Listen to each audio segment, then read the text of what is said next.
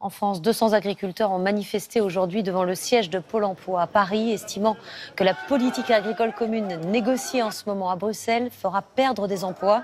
Une trentaine d'entre eux ont investi le hall d'accueil. Ils ont rencontré le directeur adjoint de Pôle emploi. Certains ont néanmoins dû être évacués par les forces de l'ordre. Les États-Unis ont pris de l'avance sur ce retour à la vie normale et on a observé un bond impressionnant des achats de produits d'hygiène, déodorants, rasoirs, cosmétiques, comme s'ils avaient été laissés de côté pendant le confinement.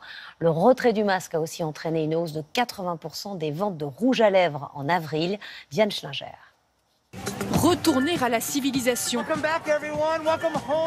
À une vie normale, sociale, oui, mais il faut soigner les apparences. Les États-Unis ouvrent, les masques pour les vaccinés tombent, les Américains se dépêchent de se refaire une beauté. La vente des produits d'hygiène a augmenté de 50% ces dernières semaines. Oui, j'ai acheté un rose métallique, vous le voyez, il en reste bien, j'espère.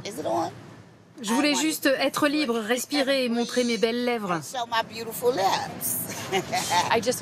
Je viens de refaire ma couleur chez le coiffeur. Ça ne ressemblait plus à rien pendant la pandémie. Oui, c'est vrai, tu vis davantage le jour pour mon visage. Dans les magasins, les visions dévalisées, c'est le secteur économique des grandes villes. Mention spéciale rouge à lèvres, qui sont les masques sous pouvoir. Les ventes augmentent de 80% par rapport à l'année dernière. En publicité, plus 4% pour les sables de L'Oréal et report absolu pour les vêtements, plus 700%. Les chiffres sont tels que je n'avais jamais vu ça de toute ma carrière dans le secteur. Au contraire, les produits phares continus, eux, sont en perte de vitesse. Moins 18% pour le violet, moins 35% pour le secteur de la boulangerie. Si on est sur c'est cru sur les produits européens,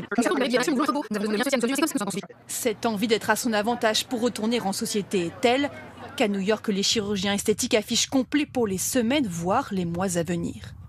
En cours à Bruxelles sur la réforme de la PAC, dont un accord est attendu pour la fin de semaine. La contestation a dégénéré lorsque les forces de l'ordre ont voulu déloger les exploitants venus bloquer la direction générale de Pôle emploi. Illustration sur ces images de Charles Baudry.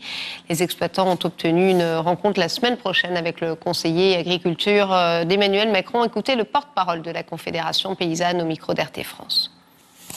Nous, on veut un rendez-vous avec Emmanuel Macron, c'est-à-dire qu'on va aller à ce rendez-vous avec Paul Delduc, on va aller encore une fois discuter avec lui porter tout ça, mais on va surtout aller lui porter qu'on veut un rendez-vous avec le président de la République. C'est-à-dire qu'on n'a pas claqué la porte la semaine dernière du CSO avec le ministre de l'Agriculture pour discuter la semaine prochaine avec le conseiller agricole de l'Élysée. Il a peut-être encore moins de prise que le ministre de l'Agriculture. Nous, ce qu'on veut, ce qu'on revendique, c'est de voir le président, parce que la politique agricole commune, elle sert l'agriculture, d'accord, mais elle sert l'ensemble de la société. C'est un projet agricole, alimentaire, écologique, sociétal, territorial, environnemental. Et donc ça doit concerner au premier chef le président de la République. Donc nous, on en appelle à son écoute, à ses arbitrages, et c'est ce qu'on veut aller lui porter le plus rapidement possible. À la suite de ça, en amont du rendez-vous avec Emmanuel Macron, on va continuer à mettre la pression dans les territoires, dans les régions, pour continuer à imposer ce rapport de force. Parce que là, aujourd'hui, c'est un premier pas, un premier petit pas, mais